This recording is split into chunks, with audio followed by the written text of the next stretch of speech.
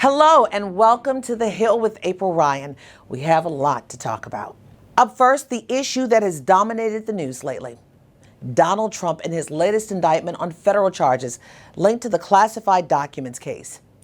Many Republicans are not moved by the arrest as they believe it is what Trump calls a witch hunt. A new Reuters poll says 83% of GOP voters say the elite class is targeting Trump to block him from a run for president in 2024. However, on the Democratic side, I spoke with Maryland U.S. Senate candidate Angela Alsobrooks, who says there are life and death issues and every move of the Trump story is not as important as helping others in need. Even as we see all of this happening with the former president, there are people, April, every day who today are concerned about how to have food on their table. People like my parents who are aging, my father who sold cars for many years, working class family. He is now taking on a job to sell used cars to be able to earn enough to take care of my mother who has been newly diagnosed with dementia. So we have family members, even as this is going on, who are looking to us to make sure that everyday hard-working people can still provide. And that's what I'll continue to focus on. We wanted to hear from you. On the street, just a few feet from the White House, we got reaction to the Trump matter. We are told every day that no one is above the law, yet we see somebody who is getting privileges that place them above the law.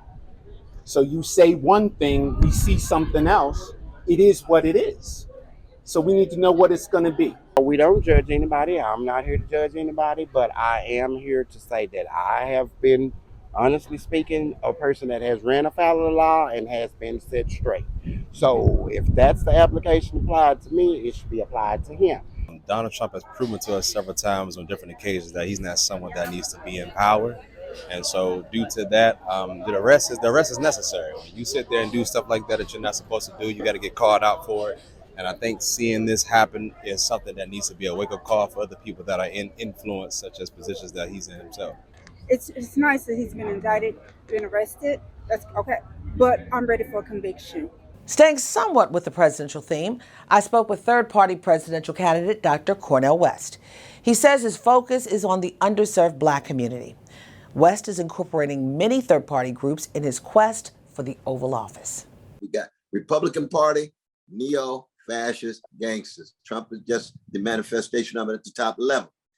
Democratic Party, you got neoliberals who are milquetoast. They think about poor and working people. They think about Black people during elections. Black women, as you say in your recent book, saved the country once again. But what happens when Black women's issues are presented to Brother Biden? America's not a racist country. Get off the crack pipe, brother. Please, you know America's a racist country. Please. West believes he will be on the ballots in at least 21 states. If that is the case, he could indeed cause heartburn for Democrats by challenging President Biden for the Black vote and the youth vote. And any time now, we're expecting the U.S. Supreme Court decision on the affirmative action in admissions cases. A rollback would impact Black and brown students by making it harder for them to get into predominantly white institutions of higher education. An overturn would also make it harder for Black and brown Americans to get scholarships. theGrio's Jaron Keith Gaynor spoke with the Secretary of Education, Miguel Cardona. This would prevent efforts to make equitable the admissions process so that Black and brown students have access to higher education. What I worry about is that this would take us to a point where the doors of higher education close a bit more for Black and brown students who bring a lot to the table, who make learning in a diverse environment better, who bring different perspectives that we need in this country, especially now where we see a lot of division. I worry about this. I want folks to be attentive to it because this would have a negative impact on our schools. And that's it for this edition of The Hill with April Ryan. Thanks for watching. Remember to come back next week for some of the biggest news in politics with a focus on us. Take care. Peace.